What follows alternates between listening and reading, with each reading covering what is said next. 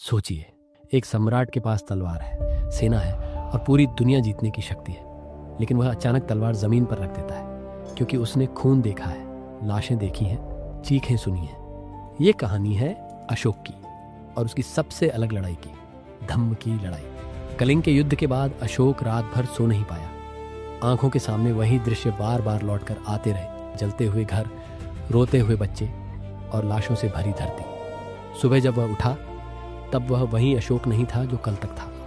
उसके अंदर कुछ बदल चुका था और इसी बदलाव के साथ उसने एक ऐसा फैसला लिया जो इतिहास में किसी सम्राट ने पहले कभी नहीं लिया था। उसने घोषणा की, अब तलवार से नहीं, धम्म से विजय होगी। लेकिन अशोक का धम्म कोई नया धर्म नहीं था।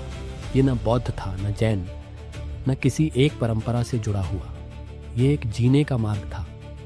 इसका सार बहुत सरल था: अहिंसा, सत्य, दया और सभी धर्मों का सम्मान। अशोक ने अपने शिलालेखों में लिखवाया, अपने धर्म की प्रशंसा करने से पहले दूसरों के धर्म का सम्मान करना सीखो, क्योंकि जो दूसरों का सम्मान करता है वही अपने धर्म को मजबूत करता है।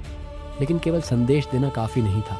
अशोक जानता था कि अगर सोच बदलनी है तो व्यवस्था बदलनी होगी। इसलिए उसने अपने राज्य के 13वें वर्ष में एक नई प्रशासनिक व्यवस्था शुरू की, धम्म महामात्र।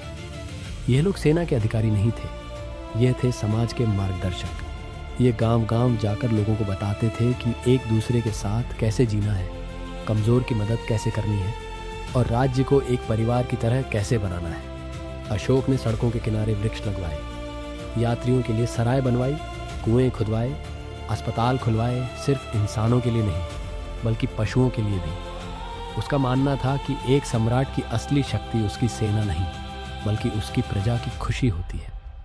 उसका विश्वास था, अगर प्रजा सुख में जी रही है तो वही सबसे बड़ा धर्म है। लेकिन सवाल अब भी बाकी है, क्या एक सम्राट बिना तलवार उठाए इतने बड़े साम्राज्य को संभाल सकता था? क्या लोगों ने उसके धम्म को स्वीकार किया या उसे कमजोरी समझा? और सबसे बड़ा प्रश्न, अशोक ने अपना संदेश पूरे साम्राज्य तक पहुंचाने के लिए ऐसा क्या किया जो आज भी हजारों साल बाद पत्थरों और स्तंभों पर जिंदा है?